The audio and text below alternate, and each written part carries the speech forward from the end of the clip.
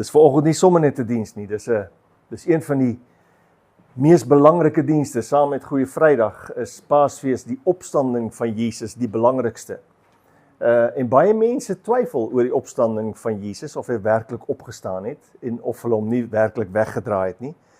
Maar dis waaroor ons vandag gaan stilstaan, en ek hoop dat julle sal besef dat Jesus waarlik opgestaan het.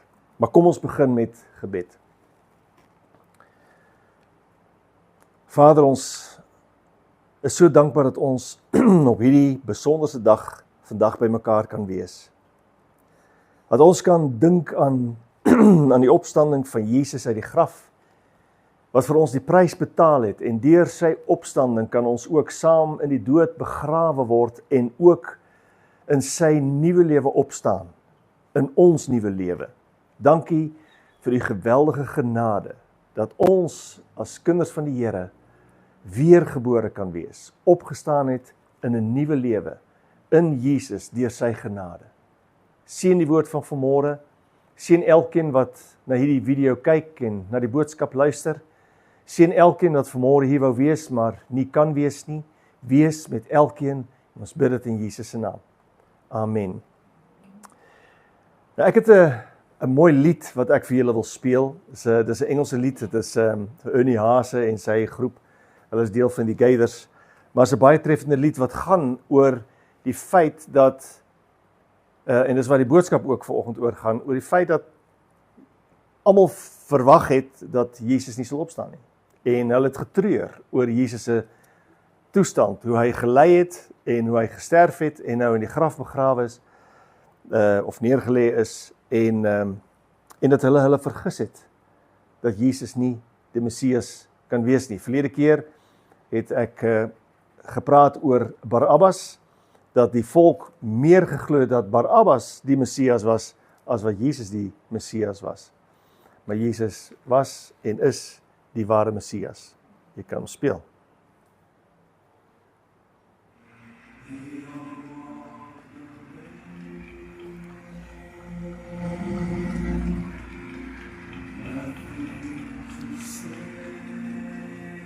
They walked away, nothing to say.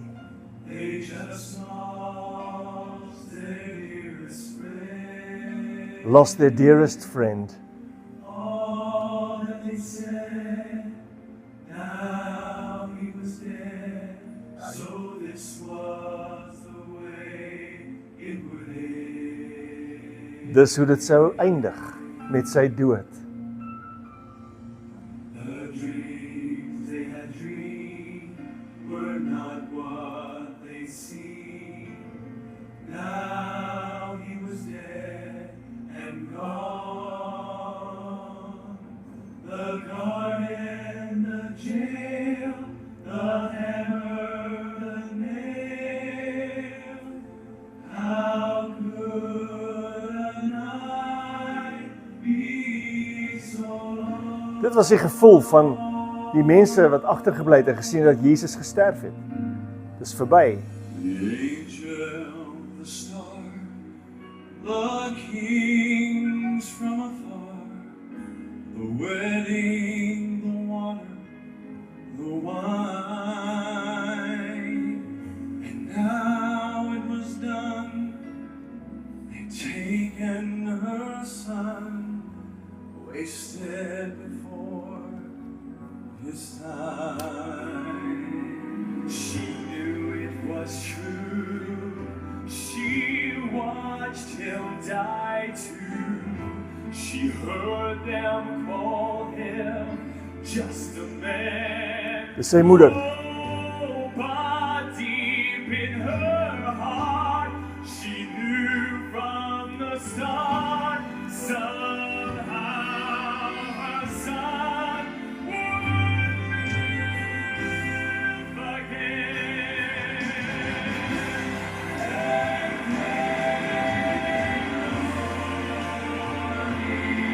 Die môre het aangebreek. Night turned into day. The storm was rolled away. Across with the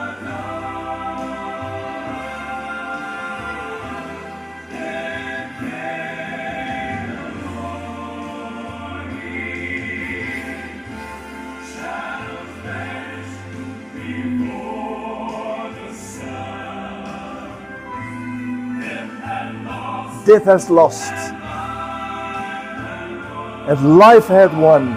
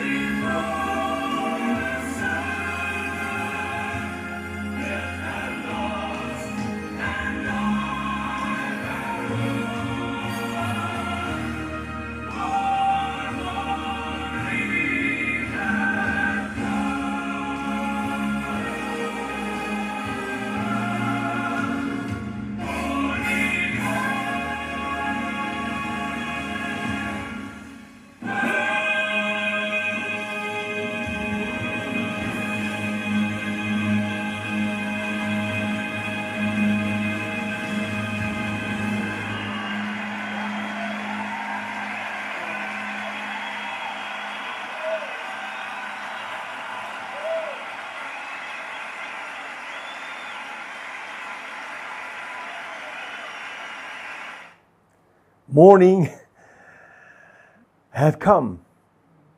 Niemand het meer daar aan gedink nie. Niemand het dit verwag nie. Nou moet 'n mens, dis wat my boodskap vanmôre, ek gaan verstaan watter toestand hulle was. Hulle het alles beleef en dan voel hulle van dis onmoontlik dat hier nog 'n wonderwerk kan gebeur. Then came the morning. Is dit nie mooi nie? Ek gaan vir julle lees uit Lukas, ek het hom nie daarop nie hoor. Ek lees uit Lukas 24 vanaf vers 13 tot en met vers 32. En dit staan nog in die ou vertaling staan dit so in my Bybel. En die twee van hulle was dieselfde dag op pad na 'n dorp wat 8 myl van Jerusalem af was, met die naam van Emmaus. En hulle was in gesprek met mekaar oor al hierdie dinge wat voorgeval het. En terwyl hulle praat met mekaar en mekaar ondervra, kom Jesus self nader en loop met hulle saam. Maar hulle oë is weerhou sodat hulle hom nie kon herken nie. En hy sê vir hulle: "Watter woorde is dit wat julle met mekaar loop en wissel? En waarom is julle so bedroef?" En die een wie se naam Kleopas was, antwoord en sê vir hom: "Is u alleen 'n vreemdeling in Jerusalem en weet u nie van die dinge wat in hierdie dae daarin gebeur het nie?" En hy sê vir hulle, amper komies, sê hy vir hulle: "Watter dinge?" En hulle antwoord hom: "Die dinge aangaande Jesus die Nasareëner, wat 'n profeet was." Nie is nie. Profeet was, kragtig in werk en woord voor God en die hele volk. En hoe ons owerpriesters en owerstes hom oorgelewer het tot die doodstraf en hom gekruisig het. En ons het gehoop dat dit hy was wat Israel sou verlos. Maar nou is dit vandag met dit alles die 3de dag van dat dit plaasgevind het. Maar sommige vroue uit ons het ons ook ontstel nadat hulle vroeg by die graf was. En toe hy sy liggaam nie kry nie, het hulle gekom en gesê dat hulle ook 'n gesig gesien het van engele wat sê dat hy lewe. En sommige van die wat saam met ons was, het na die graf gegaan en het net so gevind soos die vroue ook gesê het, maar hom het hulle nie gesien nie. En hy sê vir hulle: "O onverstandiges, met harte wat traag is om te glo alles wat die profete gespreek het, moes die Christus nie hierdie dinge ly en in sy heerlikheid ingaan nie. En hy het begin van Moses en al die profete af en vir hulle uitgelê in al die skrifte die dinge wat op hom betrekking het. Daarop kom hulle naby die dorp waarheen hulle op reis was, en hy het gemaak of hy verder wou gaan. Maar hulle het by hom aangedring en gesê: "Bly by ons, want dit is amper aand en die dag het gedaal." En hy het ingegaan om by hulle te bly. En toe hy met hulle aan die tafel was, neem hy die brood en dank, hy breek dit en gee dit aan hulle, en toe is hulle oë geopen, en hulle het hom herken, en hy het uit hulle gesig verdwyn. En hulle sê vir mekaar, was ons hart nie brandende in ons, toe hy met ons op pad gepraat, en vir ons die skrifte uitgelê het nie. Ek lees nog vers 33, toe staan hulle in dieselfde uur op, en gaan na Jerusalem terug, en vind die 11 en die wat saam met hulle by mekaar was. En so gaan dit aan. Dit is goed om die hele hoofstuk so te lees. Eintlik is dit goed om ook Lukas 23 en 24 saam te lees. Hierdie versies wat ons nou gelees het, gaan oor die twee van hulle, sê die Bybel. Die Bybel sê, en twee van hulle was op pad. Nou, dit wil sê, dat dit nie net die twee was nie, daar is 'n hele groep hulle, wat daarbij betrokke is. Twee van hulle. Hierdie twee manne het by 'n groep van hulle behoort, waar die Bybel in hierdie hoofstuk alleen 50 keer na verwys, na hulle, na die groep. In Lukas 23 vers 55 en 56 lees ons dat die vroue wat saam met Jesus in Galilea gekom het, speserye en salf berei het, en dan lees ons dat hulle daar gekom het, en die vrou wat saam met hom van Galilea gekom het, het ook gevolg en die graf gesien, en hoe sy liggaam daar neergelê was. Daarop het hulle, dit is nou die vroue, teruggegaan en speserye en salf berei, en op die Sabbat gerus volgens die gebod. Vers 1 van hoofstuk 24, daar lees ons dat hierdie vroue en ander vroeg op die môre daar by die graf aangekom het. Baie vroeg in die môre, eerste dag van die week, het hulle en ander saam met hulle by die graf gekom en die speserye gebring wat deur hulle toeberei was. Hulle was daar. So hierdie vroue en ander was ook deel van daardie groep waarna verwys word van hulle, waar die twee Emmausgangers ook by behoor het. En dan lees ons in 24 vers 2 tot 4 hoe die vroue by die graf aangekom het en die graf leeg gevind het. Die steen vir die graf was afgerol en toe hulle ingaan in die graf, het hulle sy liggaam nie meer gekry nie. En terwyl hulle hieroor in verleentheid was, staan daar twee manne by hulle in blink klere. In Matteus 28 lees ons dat dit een engel was, maar hier staan nou twee. Miskien het die een twee gesien, die ander een. Maar hier was in elk geval engele. En hulle daar by die graf aangekom en die graf was leeg. En hierdie twee manne, engele, sê toe vir hulle, hierdie twee vroue, dat hy opgestaan het in vers 6 en 8, dat hy opgestaan het net soos Jesus dit gesê het, dat hy oorgelewer sou word in die hande van sondige mense en gekruisig sou word en op die derde dag weer sou opstaan. Die engel herhaal dit. En as tref het hy sê vir die vroue, kan julle nie onthou dat hy dit gesê het nie? En dan staan daaronder, en hulle het sy woorde onthou. Dis treffend. Soos nie dat hulle, ja, ons het vergeet of soos. Hulle het dit onthou, dat Jesus presies gesê het wat gebeur, dat hy oorgelewer sou word, en dat hy gekruisig sou word, en dat hy op die derde dag weer sou opstaan. Nou is dit die derde dag, nou kom hulle by die graf is leeg, en tog is hulle verwonderd daaroor, het Jesus werklik opgestaan. Hierdie vroue gaan toe, lees ons in vers 9 en 11, na die 11 en na die ander toe, na die ander groep van mense, en hulle vertel hulle wat die vroue daar by die graf aangetref het en beleef het en gehoor het. En daar die groep wat die Bybel oor praat, was dus 'n groep van volgelinge van Jesus, wat daar by mekaar was. Hoe groot die groep was, weet ons nie, dit word nie in die Bybel vermeld nie, maar dit was 'n redelike groot groep van mense. En is duidelik dat hierdie groep van mense naby Jesus geleef het, altyd in sy nabyheid was. Hulle was sy volgelinge, hulle het in hom geglo, hulle het geglo dat hy die Messias was, dis hoekom hulle hom gevolg het. Hy was volgens hulle die Messias, maar het nog steeds geglo dat hierdie Messias hulle gaan verlos van die Romeine. Net soos wat ek verlede keer, Vrydag gesê het, soos Barabbas, wat 'n vryheidsvegter was teen die Romeine. Hulle het meer geglo dat Barabbas die verlosser sou wees wat Israel van die Romeine sou verlos. En hier kom hulle glo ook nog steeds dat Jesus die Messias was wat die volk sou bevry van die Romeine. Dis nogal treffend. Die Bybel sê dat hierdie vroue onthou het dat hy oorgelewer sou word in die hande van die sondige mense en gekruisig sou word in die derde dag sou opstaan. Net soos die vroue dit onthou het, moet hierdie groep dit ook onthou het. Hulle het onthou toe die vroue dit vir hulle sê, van onthou nou dat Jesus dit gesê het. Hy sal oorgelewer word, hy sal gekruisig word en hy sal weer opstaan op die derde dag. Hulle het dit gehoor en hulle het dit onthou dat Jesus dit gesê het, maar vers 11 sê dat dit vir hulle, dis nou die 11 en al die ander, dat dit vir hulle gelyk het na onsinnige praatjies van die vroue en hulle het die vroue nie geglo nie. Dis tragies.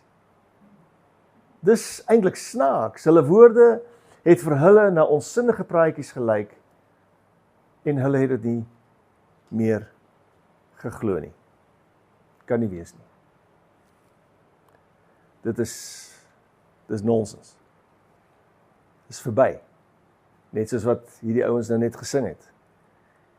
It was gone. He's dead. Dis alles verby. Dis hoe hulle dit geglo het. En hierdie twee mense wat nou op pad was na Emmaus toe, waarvan ons aanneem dat dit twee manne was dus deel van hierdie groep wat verskriklik teleurgesteld en verskriklik hartseer was en getreur het oor wat gebeur het daar in Jerusalem. Hulle hierdie twee moes ook onthou het wat Jesus gesê het, dat hy oorgelewer sou word en gekruisig sou word en weer sou opstaan. En dit is baie tragies dat die woorde van Jesus nou skielik vir hulle klink as onsinnige praatjies. Hulle moes tog weet, ek meen as jy 'n volgeling van Jesus was en jy het alles gesien en gehoor wat Jesus gedoen en gesê het, dan sê jy weet van Jesus praat nie onsinnige praatjies nie.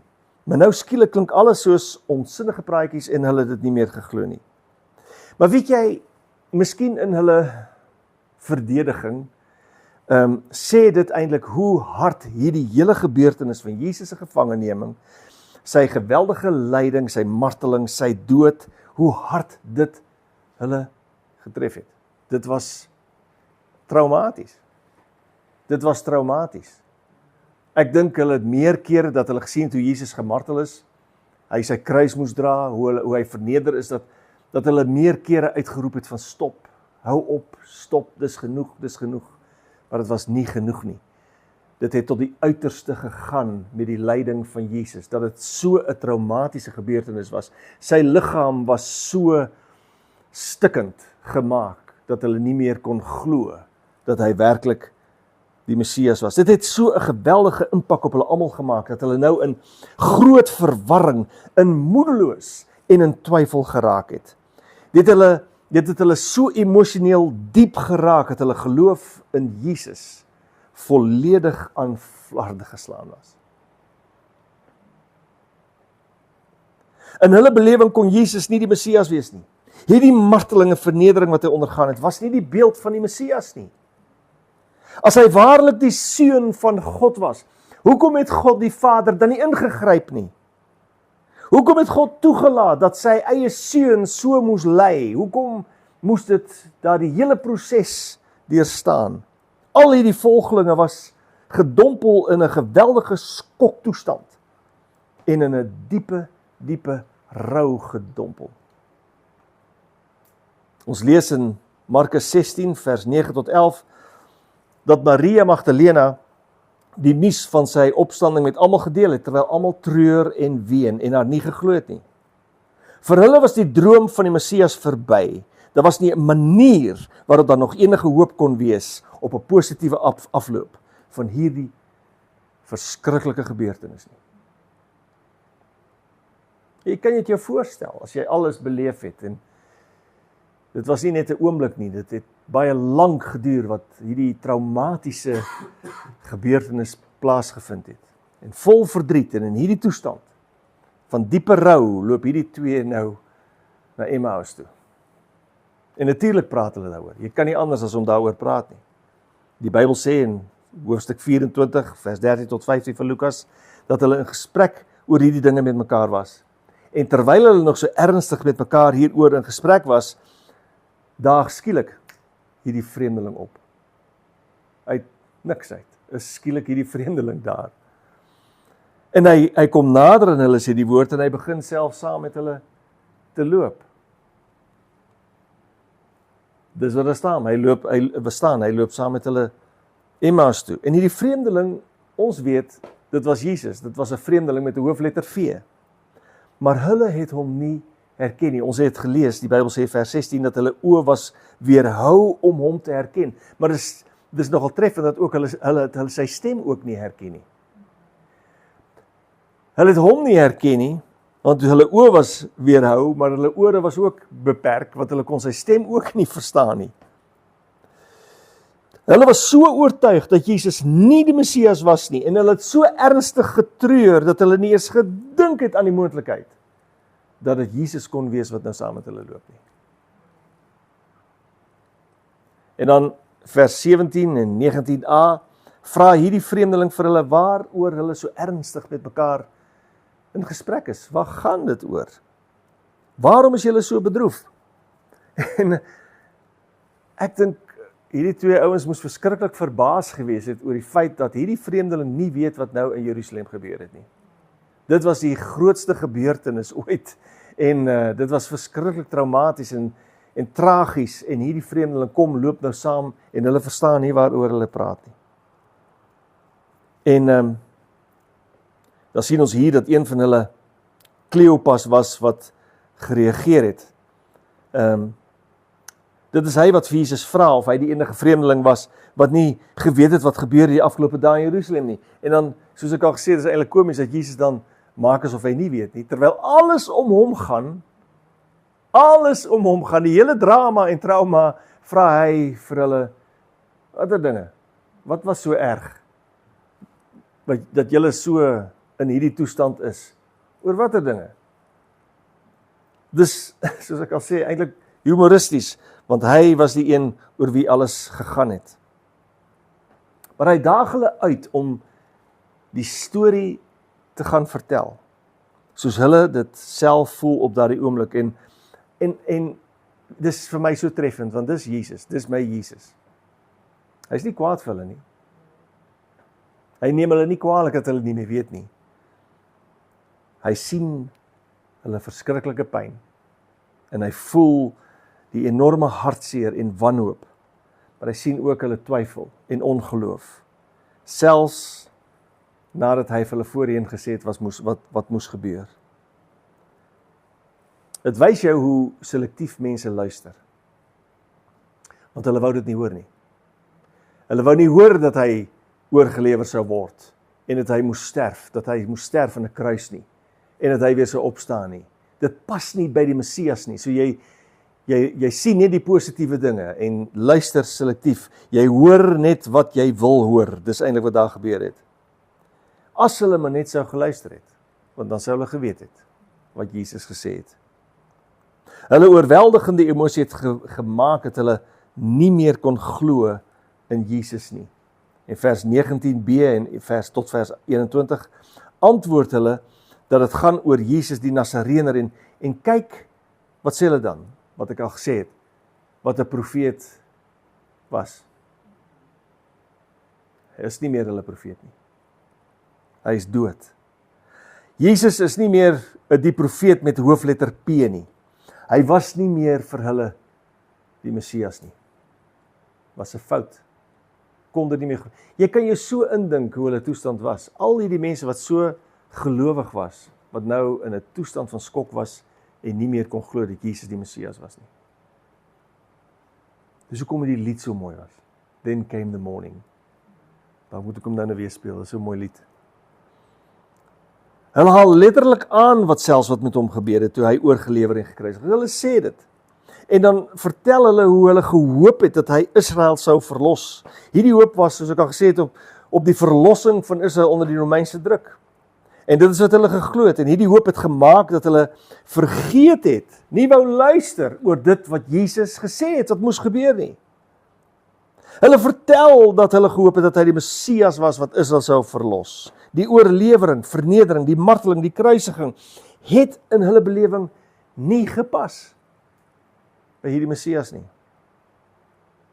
Vers 22 tot 24, daar sê Jesus selfs dat, daar vertel hulle selfs dat hulle gehoor het van die vroue wat by sy graf was en hoe die vrou hulle ontstel het met hierdie nuus van sy opstanding en hoe die vroue die engele gesien het wat gesê het dat hy lewe.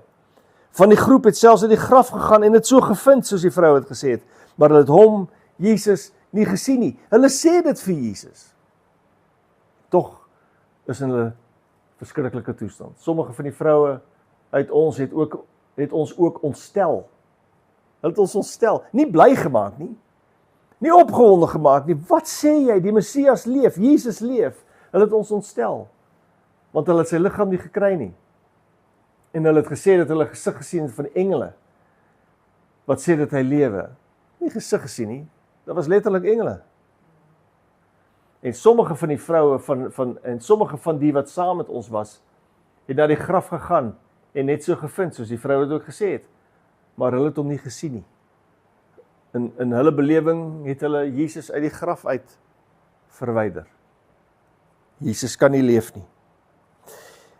En toe begin hierdie vreemdeling met 'n hoofletter V, hulle skielik wys uit die skrifte, hoe Christus al hierdie dinge moes ly, en hoe hy in sy heerlikheid moes ingaan. Hy het alles vir hulle verduidelik, wat op hom betrekking gehad het. En dit sê die woord, in vers 32, het 'n geweldige groot indruk op hulle gemaak, dat hulle harte brandende geword het, toe hy op pad die skrifte aan hulle uitgelê het. Dis wat daar staan. En hulle sê vir mekaar, was ons harte nie brandende in ons, toe hy met ons op die pad gepraat het, en vir ons die skrifte uitgelê het nie. En toe hulle naby kom, sê die woord, ons het gelees, toe hulle naby kom, toe was dit al aand, en dring hulle by hom op aan, dat hy by hulle moes bly, dat hy nie moes gaan nie. Nou daai Griekse woordjie, wat daar staan, aandring, is min of meer, kan selfs min of meer vertaal word met, hulle het hom gedwing. Hulle het hom probeer dwing, om nie te gaan nie, maar om by hulle te bly. Hulle wou hom nie meer laat gaan nie, hierdie vreemdeling nie. Maar hulle oë was nog nie oop nie. Hulle oë het eers oopgegaan, toe Jesus die brood breek, en het vir hulle gegee het, en toe het hulle hom herken. En op die oomblik dat hulle hom herken, is hy skielik uit hulle oog verdwyn. Jy kan daai opwinding, ek ervaar dit met daai lied van Then Came the Morning. Jy kan daai opwinding van hulle, die opgewondenheid, kan jy vir hulle voel, hoe dit moes gewees het, dat hulle skielik besef, dit was Jesus, wat by ons was. Then came the morning. Skielik was alles anders. Hulle het hom herken, en hulle het nie een oomblik meer getwyfel, aan Jesus se opstanding nie. Hulle was so opgewonde en entoesiasties oor die feit dat Jesus die skrifte aan hulle verklaar het, en dat hulle nou verstaan, dat dit Jesus moet wees, dat hulle onmiddellik, hulle het nie oomblik getwyfel nie, hulle het onmiddellik weer teruggegaan, by 8 myl, teruggegaan Jerusalem toe, om dit vir die ander weer te gaan vertel. Hy leef werklik. En hulle kom uiteindelik, waarskynlik in die nag, kom hulle by die 11 en die ander, en hulle sien dat hulle besig is om fees te vier, want hy het ook aan die ander 11 verskyn. En toe kon hulle daaroor praat, sê die Bybel, en hoe opgewonde was hulle oor die feit dat Jesus werklik opgestaan het. Daar was geen twyfel nie. Geen twyfel nie, dat Jesus opgestaan het. En al sou hulle nog getwyfel het, dan is daar nou bewyse, oortuigende bewyse, wat ons in die Bybel lees. Dit was nog nie in daai tyd nie, want Matteus het nog nie sy evangelie geskryf nie. Maar Matteus het sy evangelie geskryf oor wat werklik gebeur het met die opstanding. Dit het hulle nog nie presies geweet nie. Maar ons lees dit in die woord, in Matteus 28. Ek het dit nou nie op PowerPoint nie, maar julle moet dit maar gaan lees, want dit is 'n hele hoofstuk oor dit wat gebeur het. Matteus 28, ek gaan dit met julle behandel. Daar was geen twyfel nie. Wat hier gebeur het, lees jy in Matteus 27 en 28. Na die kruisiging, want die owerpriesters, die geleerdes, die fariseërs, al daardie topmense, dis nogal vreemd. Hulle het geweet en onthou wat Jesus gesê het. Dit staan daar, ekskuus, ek het hom. Die volgende dag, dit was die dag na die voorbereiding, kom die owerpriesters en die fariseërs by Pilatus saam en sê vir Pilatus, nou hoor nou dit mooi, my Heer, ons herinner ons dat die verleier, toe hy in lewe was gesê het, oor 3 dae staan ek op. Dis typies. Hulle weet dit, maar sy eie groep mense het dit vergeet. Hulle weet dit nie meer nie. Maar hulle, die ouens wat hom gekruisig het, weet dat Jesus dit gesê het. Gee dan bevel dat ons die graf verseker, of die graf verseker word, tot die 3de dag toe, dat sy disippels nie miskien in die nag kom en hom steel nie. En vir die volk sê, hy het opgestaan uit die dode, en die laaste dwaling sal erger wees as die eerste. Dis die leuen, ek sal nou daarby uitkom, dis die leuen wat mense nou in daardie tyd begin glo het. Sy disippels het hom gesteel, terwyl sy disippels, sy groep, en dis hoekom ek die nadruk daarop lê, so getreur het, dat hulle nie eers sou oorweeg het, om Jesus se liggaam te steel nie. Hulle was so teleurgesteld en vol ongeloof in die Messias, dat vir hulle was dit verby, vir hulle was dit klaar. Hierdie man was nie hulle Messias nie, so dit sal nie eens by hulle opgekom het, hulle het Jesus daar laat lê. Sal nie eens by hulle opgekom het om Jesus se liggaam uit die graf uit te wil steel, en dan die leuen te gaan vertel van hy het opgestaan uit die dood nie. Ons moet dit verstaan. Dis hoekom ek dit met julle deel, hoe hartseer en vol twyfel hierdie mense was. Daar sal nie 'n oomblik gewees dat hulle dit so sou gedoen het nie. Maar dis 'n leuen wat moes vertel word. Die owerpriesters, die fariseërs, die leiers van die volk, hulle was bang dat Jesus sou opstaan, of dat hy gesteel sou word. So asseblief stuur 'n bewaking en verseël daardie graf. Pilatus het hulle toestemming gegee, staan in Matteus 27 vers 65 en 66. Hy het hulle toestemming gegee en gesê dat hulle die wag kon kry, dis die Romeinse wag, ek gaan daar nou by terugkom, en dat hulle die graf moes verseël. En dit het hulle gedoen, staan daar ook in teenwoordigheid van die wag. Pilatus sê vir hulle, julle sal 'n wag kry. Gaan verseker dit. Verseël dit, soos julle dit verstaan. En hulle het gegaan, die graf verseker of verseël, deur die steen te verseël in teenwoordigheid van die wag. En hulle het gegaan en die graf verseker deur die steen te verseël in die teenwoordigheid van die wag.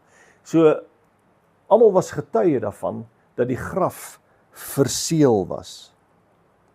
Die graf was nie net bewaak nie, deur 'n wag, maar die graf was ook verseël. Dit was 'n Romeinse seël, wat gewoonlik 'n koord oor die steen moes wees, oor die klip of steen of wat ook al, met klei of met wasklei of was, wat beteken dat die breek van hierdie seël 'n misdaad was teen die Romeinse reg, Romeinse staat. En die wag wat die graf moes bewaak, baie mense dink dit was een of ander bewaker, een of ander persoon wat nou maar daar rond gestaan het, kon nie glo dat hy die graf moes bewaak nie. Maar dit was anders. As daar 'n wag kom van die Romeinse bevel, dan is dit nie sommer 'n wag nie. Dit is 'n georganiseerde Romeinse militêre wag, wat gewoonlik uit 4 persone bestaan, as dit 'n normale wag beteken. Maar as dit baie ernstig was, in sommige gevalle, soos hier by Jesus se graf, dan was dit 'n quaternio wat bestaan uit 16 wagte, 4 keer 4 wagte. Daar was 16 wagte wat die graf van Jesus bewaak het, om te sorg dat hulle nie in die slaap raak nie, en daar was geleentheid, hulle het mekaar afgewissel by die graf, en hulle het gesorg dat hulle nie aan die slaap raak nie. Hulle het skofte van 3 ure gewerk, en terwyl sommige dan wag gehou het, het die ander reg gestaan om onmiddellik in te gryp as daar iets gebeur. 16 soldate, met wapens en alles, vol, en moenie 'n fout maak nie, die Romeinse mag was wreed, as dit by pligsversuim kom. As 'n soldaat aan die slaap sou geraak het op sy pos, of toegelaat het dat hy die voorwerpe, in hierdie geval die graf, moes bewaak, maar dat geskend sou word terwyl hy gewaak het, kon hy die doodstraf kry. So ernstig was dit. As die graf geskend sou word terwyl hy gewaak het, kan hy die doodstraf kry, volgens die Romeinse reg. So hulle sal 3 keer dink voordat hulle in slaap raak. Volgens Matteus 28, ek het hom nie daar nie, ekskuus, daar staan 'n stukkie, ja. Volgens Matteus 28 het daar 'n groot aardbewing gekom. Die rede hoekom ek dit nie lees is omdat dit nogal baie is. Die vrou het daar gekom en die engel. Daar het 'n groot aardbewing gekom volgens hoofstuk 28, Matteus 28 vers 1. Toe die engel, sê Matteus, uit die hemel neergedaal het, die steen weggerol het, vere gevoel het vir die seël. Hy rol die steen weg en hy gaan sit daarop, op die steen. En die soldate, sê hoofstuk 28, goeie opgeleide gevegsmanne, wat nooit sommer bang is nie, het in vrees gebewe, sê hoofstuk 28. Hulle het van vrees gebewe en soos dood geword vir hierdie engel wat daar gaan sit het. Hulle was in 'n toestand van skok as gevolg van die bo-natuurlike verskyning. Toe hierdie soldate weer bykom en besef het dat die liggaam weg was en die steen weggerol was, het hulle besef dat hulle in groot moeilikheid is. Hulle sou die doodstraf kry vir die mislukking van hulle wagpos. Dis die rede hoekom hulle ook nie na hulle leiers toe gegaan het nie. Hulle het nie daar eers na die Romeinse leiers toe gegaan om te sê van ek weet nie wat gebeur het nie, maar die liggaam is weg. Hulle het gegaan na die owerpriesters en die fariseërs om te gaan vertel wat gebeur het. Ons moes die graf gaan bewaak, maar daar het iets geweldigs gebeur, die aardbewing, die engel, steen wat weggerol was. Hulle was in geweldige paniek en daarom het hulle na die owerpriesters gegaan wat uiteindelik gelei het tot die grootste vals nuus in die geskiedenis oor die opstanding van Jesus. Die Joodse raad, word Sanhedrin genoem, het met mekaar vergader. Dit was 'n ernstige ding, dit is nie sommer net dat Jesus verdwyn het nie. Hierdie was 'n ernstige ding, die liggaam het verdwyn. Sal dit dan tog waar wees dat hy op die 3de dag sou opstaan? Kan nie wees nie. Hulle het vergader en hulle het besluit om die soldate, staan alles in hoofstuk 28 van Matteus. Jy kan dit lees. Staan alles daar. Hulle het besluit om die soldate 'n groot som geld te gee. Hulle is omgekoop en het die opdrag gekry om te sê dat sy disippels in die nag gekom het om hom te steel terwyl ons geslaap het. Dit is 'n geweldige risiko wat hulle geneem het. Wel, die liggaam was gesteel, so hulle het ten minste nou 'n groot som geld gekry om dit te sê. Daar was nogal 'n ernstige probleem met hierdie opvatting. Ten eerste dat sy liggaam gesteel is. Hulle moes waak dat die graf geseël en toe sou bly. Dis die eerste probleem. Al sou hulle nie geslaap het nie, maar in hulle bysyn, hoe kan ek dit sê, hulle aanwesigheid by die graf, dat die liggaam gesteel was, daaroor kon hulle al die doodstraf kry. Maar nou moet hulle ook nog sê hulle het geslaap. En ek kan jou waarborg dat 'n soldaat nie aan die slaap raak as hy 'n wagpos moes gehou het nie. Hulle het hulle omgekoop en dis die storie wat versprei geword het. As die soldate werklik geslaap het, dis nogal 'n goeie vraag. As die soldate werklik geslaap het, hoe kan hulle dan weet dat dit die disippels was wat die liggaam gesteel het? Nou moes hulle gaan verkondig dat hulle geslaap het en terwyl hulle geslaap het, het die disippels gekom om die liggaam te steel. As hulle gelê en slaap het, hoe weet hulle dan dat die disippels was? So dit was 'n storie wat hulle moes vertel. En soos ek gesê het, 'n soldaat sal nooit geslaap het tydens sy wagdiens, want hy weet wat op hom wag. Die owerpriesters het die soldate beloof, staan alles in hoofstuk 28. Hulle die soldate beloof dat as hierdie nuus van die liggaam wat verdwyn het uit die graf Pilatus sou bereik, sou hulle Pilatus oortuig en die soldate sal daardeur nie in gevaar wees nie. Dit is die sekerheid wat die leiers van die volk, die owerpriesters, die soldate gegee het. En dit wys jou hoe groot die politieke invloed was van die godsdienstige leiers in daardie tyd. As ons dan weer terugdink aan hierdie selfde godsdienstige leiers wat die volk opgehits het teen Jesus om vir Barabbas te kies, dis dieselfde owerpriesters. Hulle het 'n geweldige invloed gehad op die volk en op die leiers. Matteus skryf aan die einde van sy verslag, wat hier staan, Matteus 28 vers 15, dat hierdie storie van die disippels wat die liggaam gesteel het, steeds wyd versprei was onder die Jode ten tye van sy skryfwerk. Ten tye dat hy die evangelie geskryf het, dit was omtrent 60 na Christus. Nog steeds was daardie storie versprei dat die disippels Jesus se liggaam gesteel het. En ek dink ons besef vandag dat dit onmoontlik was dat die disippels sy liggaam gesteel het. Ten eerste omdat die disippels dit nie sou doen nie. Ten tweede omdat die wag nooit sou slaap nie. En ten derde dat niemand dit sal waag om die seël van die Romeinse mag te verbreek nie.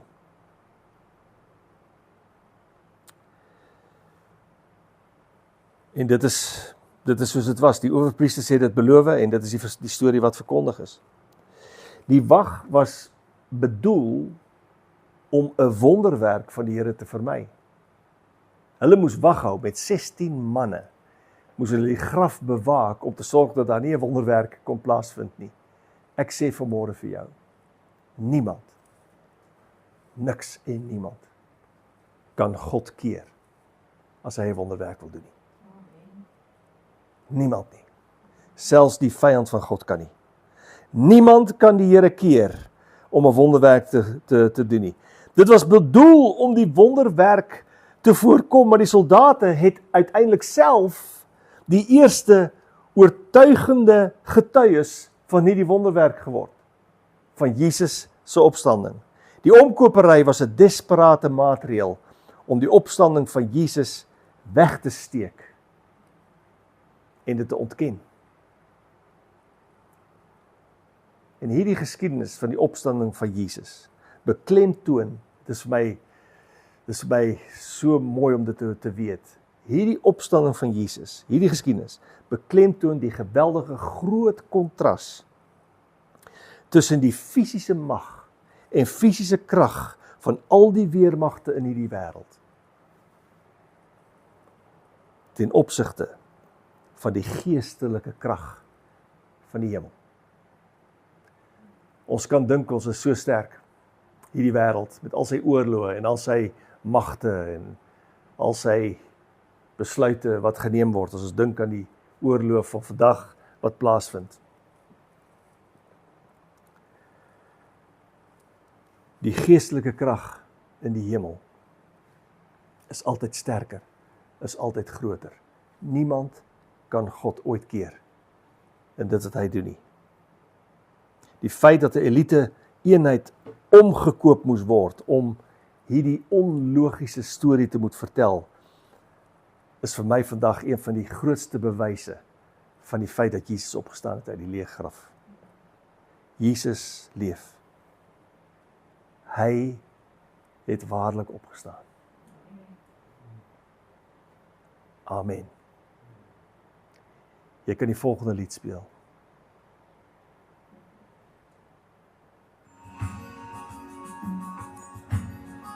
See the Virgin is delivered in a cold and crowded stall. Mirror of the Father's glory lies beside her in the straw. He is mercy's incarnation, marvel at this miracle. For the Virgin gently holds the glorious impossible. Glorious impossible.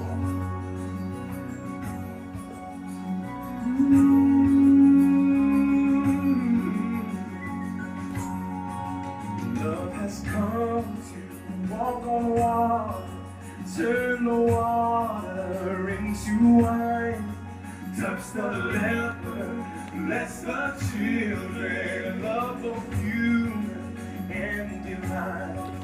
Praise the wisdom of the Father who has spoken through His Son.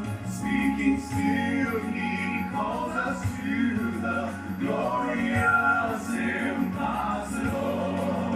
Hallelujah,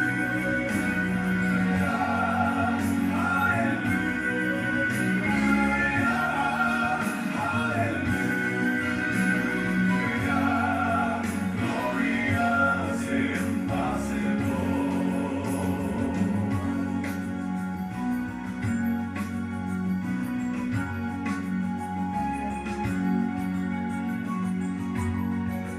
He was bruised for our transgressions, and He bears eternal scars. He was raised for our salvation, and His righteousness is ours. Praise, oh praise Him, praise the glory of His lavish grace so full. Lift your souls now and receive the glorious impossible.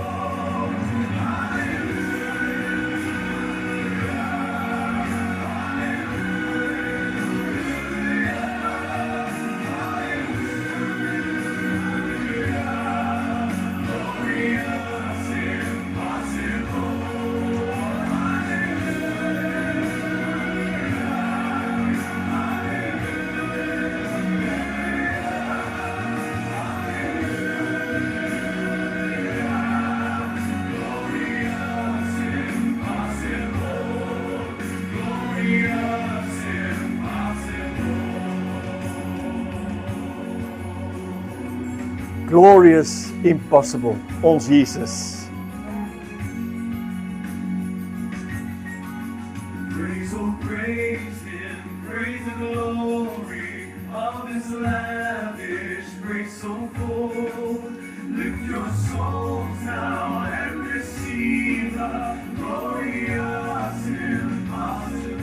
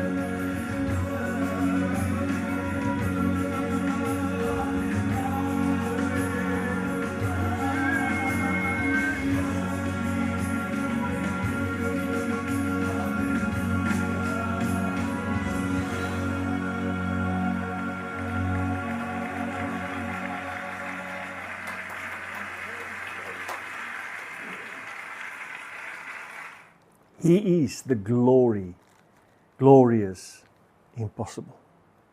Alles wat Jesus is, wat hy was en wat hy gaan wees vir ons. Glorious, impossible. Ons moet nooit ons hoop, ons vertroue, ons geloof in Jesus verloor nie. Want hy is altyd the glorious, impossible. Kom ons bid saam.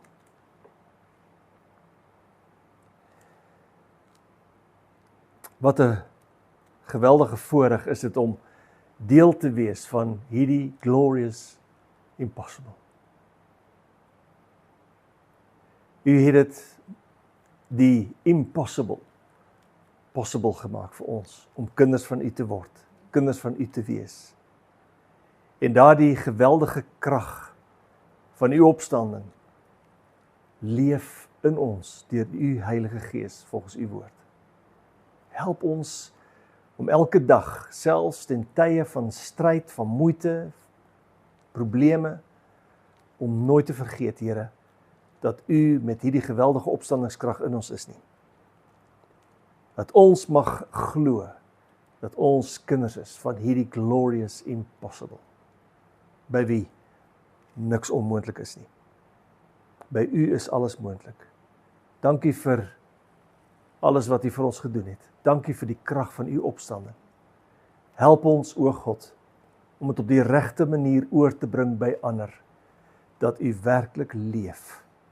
U is God, die enigste, waaragtige, heilige God. Amen.